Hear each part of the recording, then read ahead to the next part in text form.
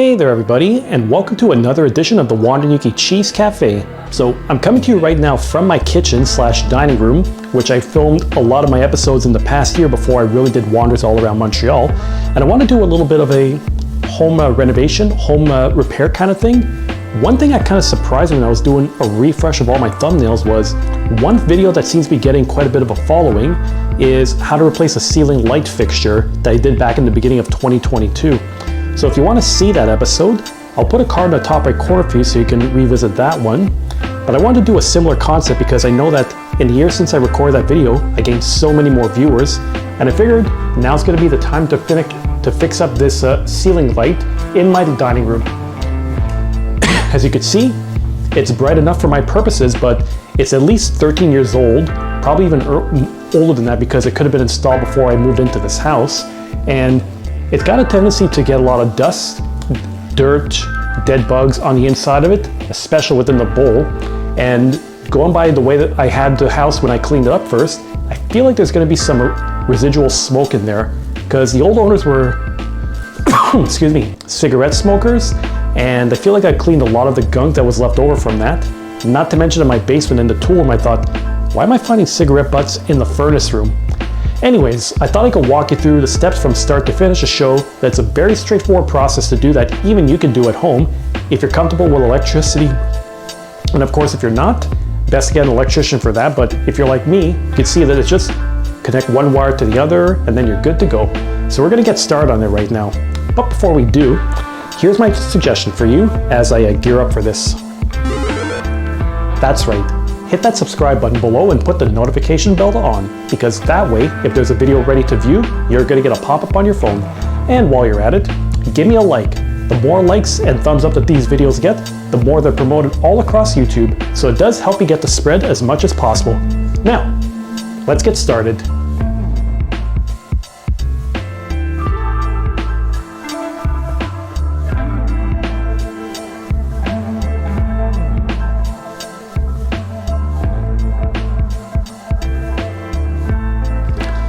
So I know what you're thinking. Yes, the light is still on, but I want to use this as a little bit of a demonstration to show what you're supposed to do with this. Because obviously, when you're going to be working with electricity, you need to shut the breaker down. And if you're not sure if you shut the right one, because sometimes your wiring is so different, like your light fixtures with your outlets might be on a completely different circuit for reasons unknown. So my suggestion, if you're going to be doing any electrical work, get yourself one of these volt testers. I picked up at Canac, which is a Quebec chain of hardware stores. You get pretty good prices on things. And there's going to be a button on here. Okay, let's just show more on camera. So it lights up when you press and hold it. So the idea is that when you're going to be up against a light bulb, a wire, put this up against it to see if there's still power going through it. Now obviously there's light going on, so that means there's still power going through. But just for the demonstration, what will happen is you press and hold this, and I'll find out in post-production if you heard that, but it's beeping a lot, so that means that there's still a current going through.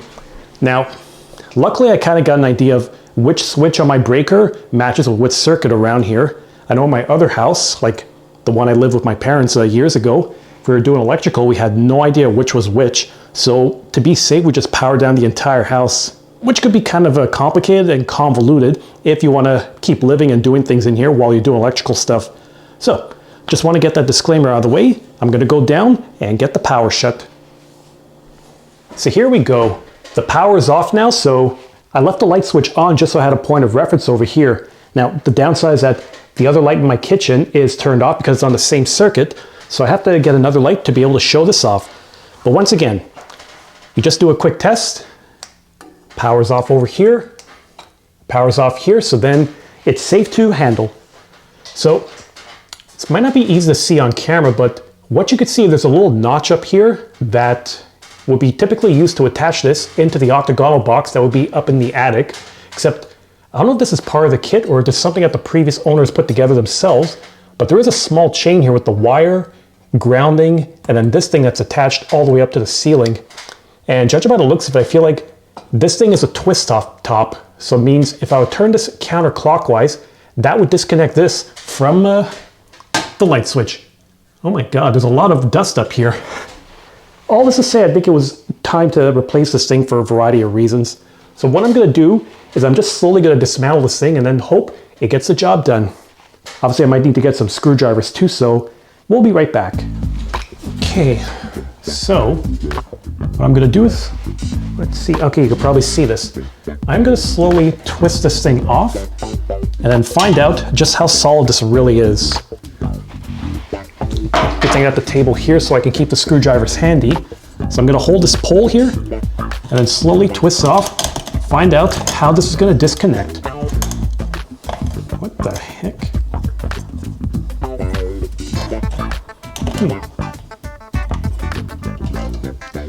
Yeah, seemed like that this thing had twists off, but then the upper part here is still intact. So it must be attached by something else. Wow. Okay, I think I might have figured out how this thing was connected up here. So again, this is in the ceiling, but it looks like that the grounding wire is down here, kind of tied around at a random location. And then there's the wiring that's popping out from over here, and then right here would be my black wires, and these are all connected. Okay, I've never seen anything done like this before. Wow. Once again, I'm not sure if this thing is part of the kit or if it's something that they concocted themselves, but I think what I'm gonna need to do, let's just play caution here, because you just wanna make sure there's no power. There we go, it's still fine. So I'm just gonna take off these wire connectors, just like so. And then I'm slowly gonna be removing this and then find out what the hell is up in the ceiling. Okay, so 1, 2. Okay, these both look like they're black wire, so I am kind of perplexed about this. Every time I see something brand new, I always get nervous about what I'm gonna discover. Wire connectors have been taken off from here and from here, so I'm just gonna continue on with this grounding wire that it looks like it's wrapped around it. So I'm going through a loop, slowly but surely, just to get this thing fully disconnected. Okay, so there's a grounding that's sticking out from up here. So now, for all intents and purposes, this thing, there we go. I might have to play around with this, but that's fine. Because there's this one hoop over here that seems like it's kind of misshapen, so I think I just have to maneuver my way around here and then I'll be able to pull it off.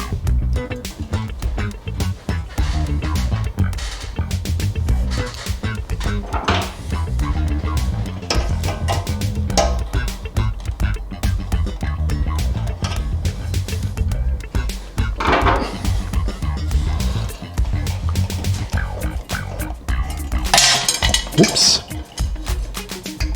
That's not good. Did this thing actually loosen up? God dang it.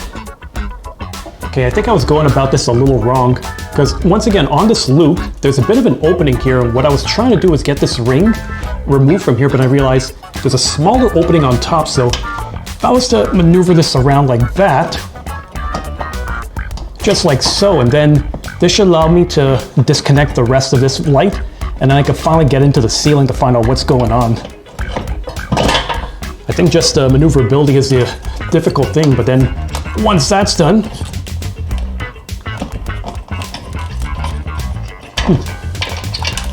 yeah. It's like I've said before, sometimes the most difficult part is getting the old fixture off, but then once that's out of the way, then, I think because it's like bending in one direction where I'm bending one part down, but then as a result, the other part's bending elsewhere too.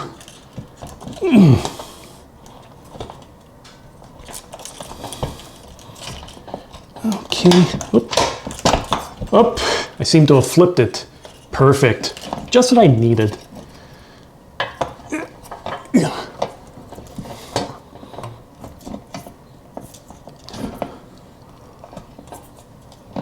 I feel like, it's so weird how this thing is built.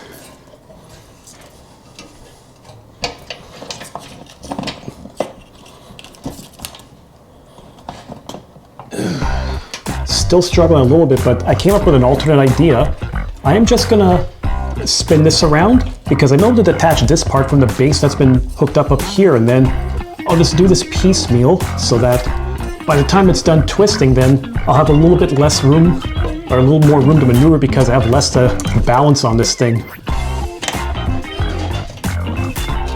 Okay, and I'm going slowly over here to make sure that I'm still supporting this, because last thing I want is for this whole thing to fall down. Because even though I am planning to just get rid of this or recycle it, I also don't want to have a mess of glass to clean up around here. Just keep going.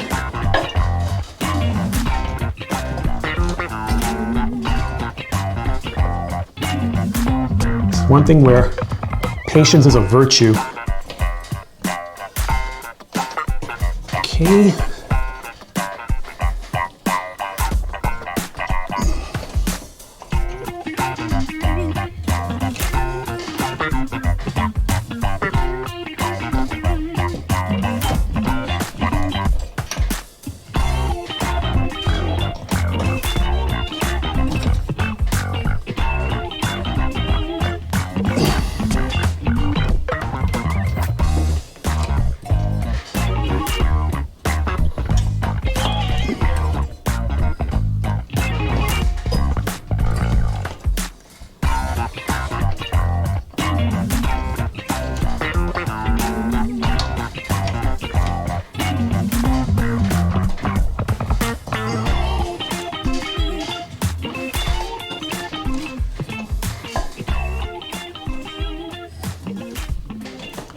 I know it's taking some time, but this thing, again, I don't want to take any chances.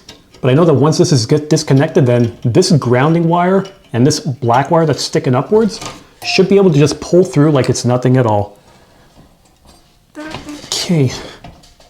It does feel like it's getting looser, so I am getting somewhere at least.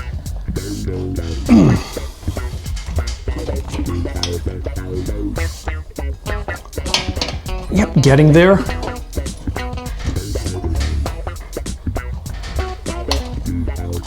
Yeah, it's starting to feel looser, so it means a few more turns, and this thing is going to give up the ghost. Ta-da!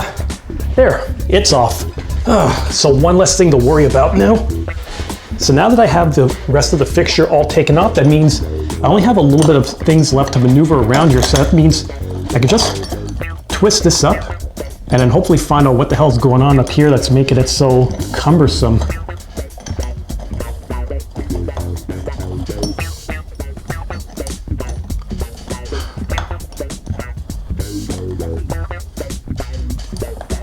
All right, so this thing is off. Now, this hollow shell needs to be taken off somehow, so I see there's a little bit of paint around here, so I'm kind of wondering if I need to cut around the paint where the fixture meets around this decorative ceiling, what you would call it, just to loosen up a little bit. Okay, now let's find out what the deal is up here, if this is part of it, or if there's a deeper thing that I'm biting off more like a chew right now.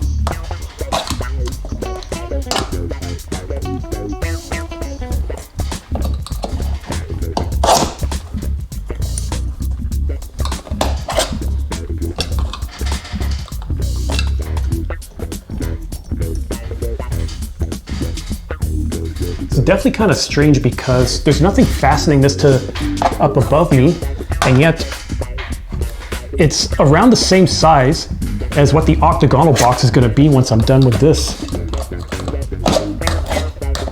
Yep, a little bit of paint scraped off, but that's fine.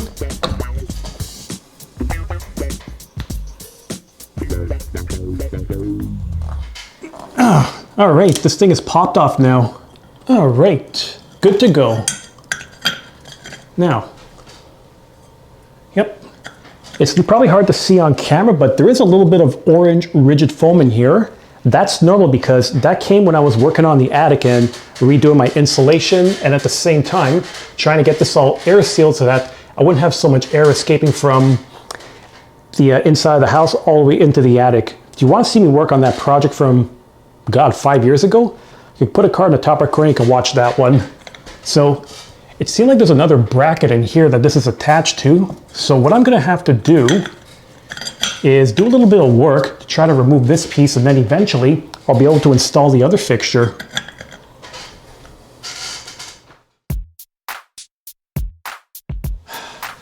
Okay, I got it all set up. Now, in the midst of me taking apart all that, all of these ceiling fixtures that were remaining had all fallen off, which means I guess it's all taken care of. But I think what they did was a pretty bad install for that round decorative plate that goes on the ceiling in the center, because I noticed that it seemed like that part of the interior circle is a little bit more narrow than the octagonal box, which meant I had to do a little bit of cuts around to be able to get that taken care of. But it is what it is. Wires are disconnected, and I'm also coming to terms with the fact that if down the road, we will need to redo this kitchen, so that's probably going to be a project for another day if I was to get that checked. But now that that's done, that means I can get this new fixture installed. So it's going to be pretty narrow. Like, it's called the, what is it? The Morella, something I got from Canuck again, from about $124. I'm sure if I went to other stores, it would probably be double the price of that, you know, give or take. But I like getting them because for the prices you pay for, it's like wholesaler deals. If you're going to be going to the, oh, sorry, I got distracted. I thought it was rain. But you get like wholesaler deals. It's pretty cheap for what you can do if you want like basic stuff. So it's going to be nicer. Instead of the round with the 4 bulbs, this thing, like I said, is about 6 inches long and 3 feet wide. So it's going to cover the majority of my table from that length. So what I'm going to do is I'm just going to assemble this thing, and hopefully it's going to be a bit easier to reconnect back into the ceiling. You never know what you're going to run into.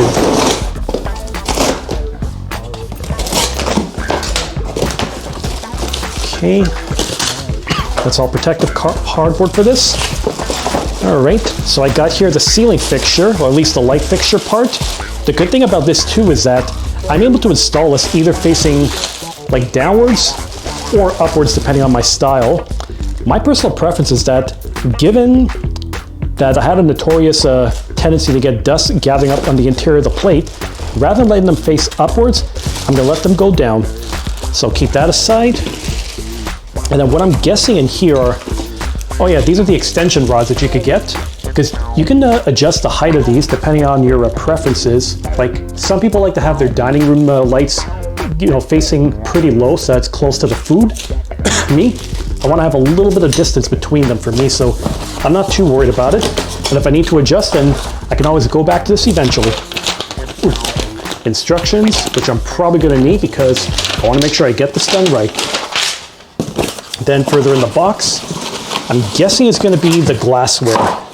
Yep, it's the glassware because I got this foam that's supposed to be protecting it. So I got each piece of glass here that I'm going to install afterwards.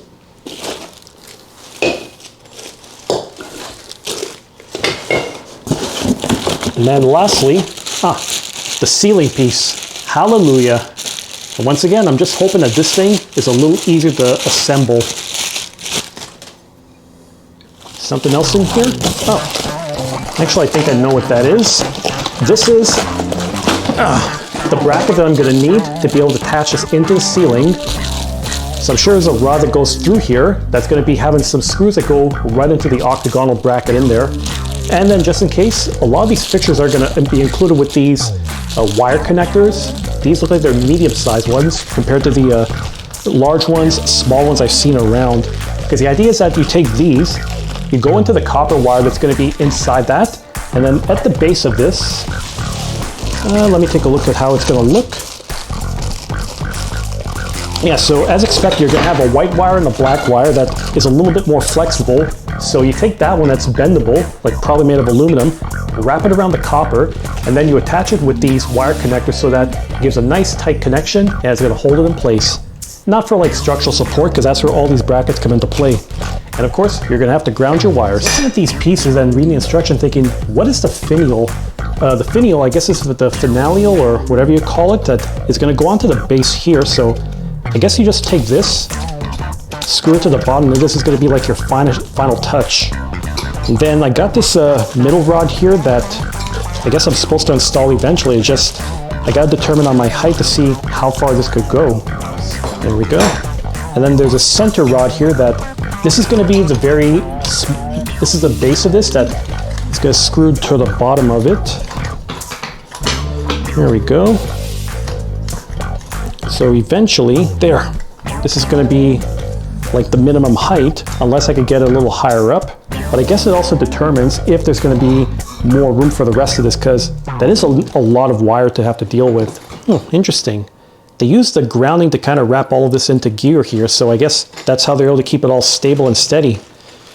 And just as I suspected, these are aluminum wires here, which are pretty normal for light fixtures. I've heard that could be an issue though if you're dealing with residential homes, where that might be like a hazard to deal with. Now, if I want to do an extension rod, how am I going to get this installed? Okay, I think I get this now. I need to put this through the rod because these are the extension rods that come with all of these, and then the higher you want it to go, or like the more length you want, then you have to take your wiring and then just fish it through in here so that it gets to the top. Because the idea then, once this is all done, first let me just make sure that the wire is all pushed into place. There, it comes through here. Because then the idea is that once you go through all of your rods, you just shove it through the swivel on here, and then with that, it's going to be able to connect directly into the fixture right above. I just need to find out how many of them are going to be enough for my purposes, depending on the length that I want.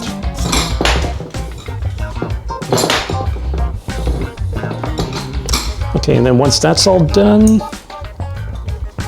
just keep fishing it until it's at the bottom, and then on this connector rod, just gonna tighten this up too at the bottom, and then tighten this up until it's full force. I just put in 2 extension rods of the 4 rods that are given here, and I think for the height that I prefer, this is going to be as much as I'm going to need. So now I'm just going to swivel this into the, now I'm going to thread it into the swivel. So it goes through the top. There we go. And then afterwards, I'm just going to keep pushing it through. Wait, why are you struggling right now?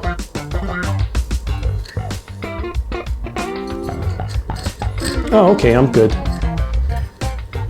Just need to make sure this is thin enough that it's going to go through the rest of the wire, and then eventually screw in to the rest of the rod.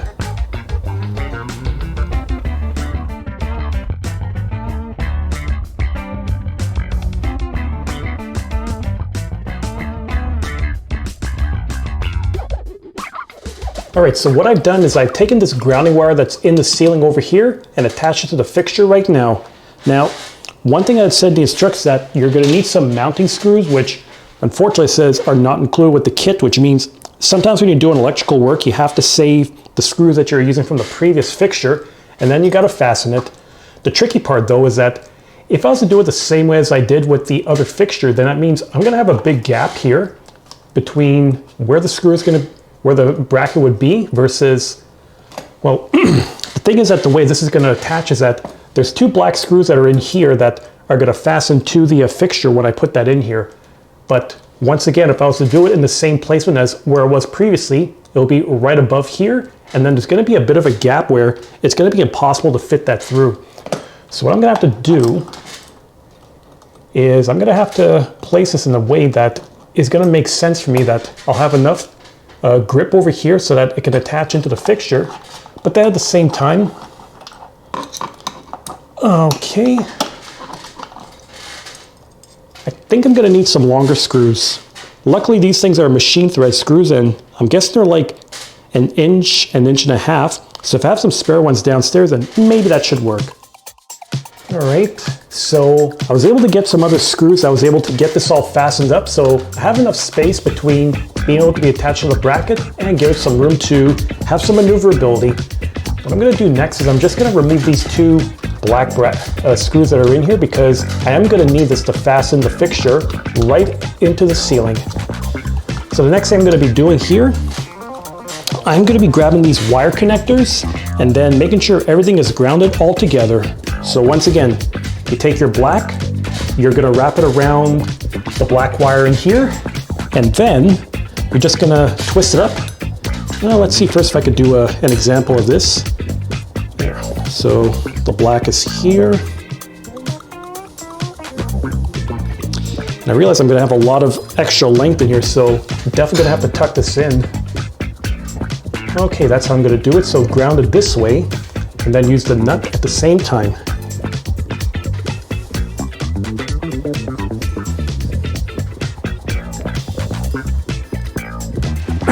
Actually, let's give you a better view from here.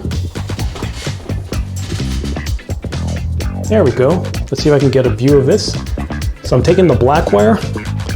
Just for the sake of convenience, I have my table over here to hold this. So you just take your black. The aluminum is going to wrap right around the copper wire over here.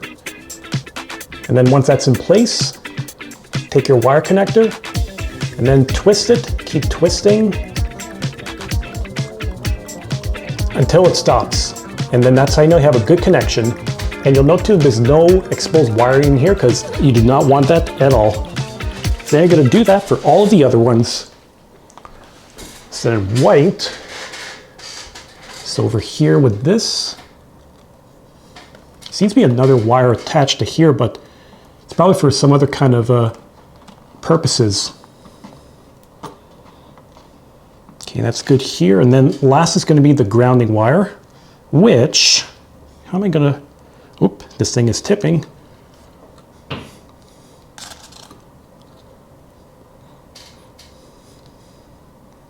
So twist.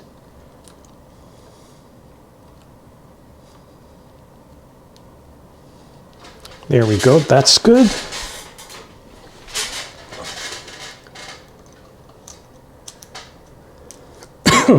And then there's the end cap.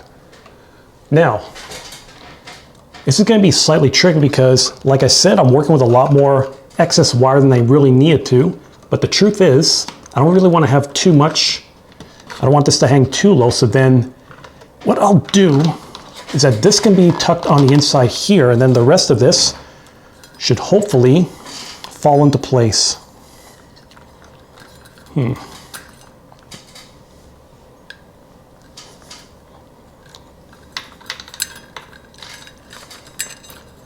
I know it's not ideal, but it's the best that I could do with what I'm given over here. Okay, so I've tucked in the wire as much as I could now, which means I am ready to screw these in and do the final fastening. So I've got one of my black screws here, and I'm just going to line this until it's in the hole, and then I'll tighten it up a little bit later. Oh.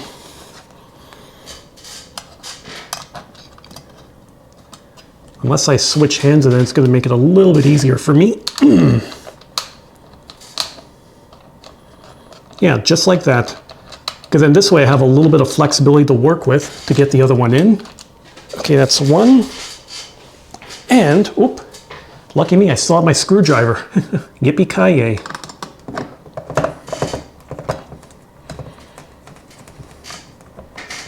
Because I mean, once I have this one in, then it's only going to be a matter of time before I could fasten the other one on the other side. And then the good news is that there is a bit of a swivel here that gives me some room to maneuver on. So that's one. Now let's get the other screw in here.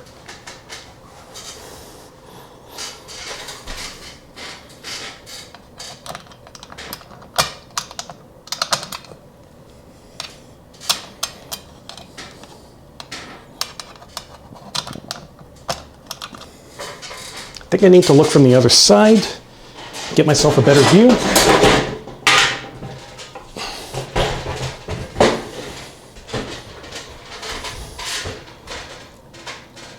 Okay, much better.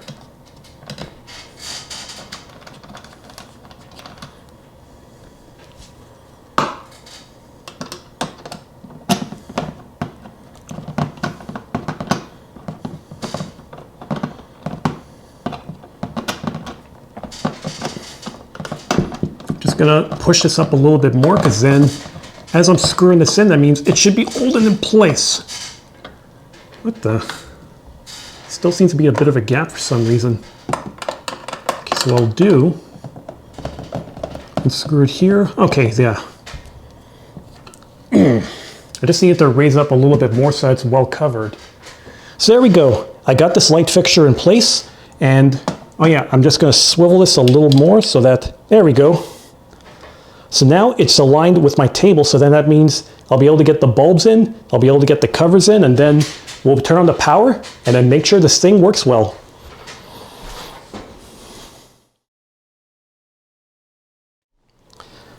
So it appears these are the caps that you would remove from the fixture, so that you just slip this off, and then afterwards you just have to slip in the case, because it looks like that you just take this out of it.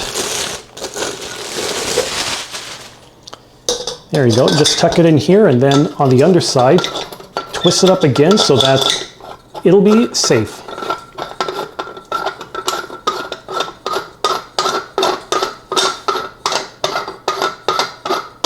There, just like so. So now this thing is tightened in place. That means I'm gonna have the light facing downwards. I'm just gonna repeat for all the other ones, and then I'll get the bulbs in. Then once we come back, we'll turn the power on, and again, we'll make sure it works. All right, so I finished off all my cleanup around here. I put in the new bulbs, power's back on. So we're gonna give this a test to see what it looks like now. So once more, this is the brand new kitchen light that I put in.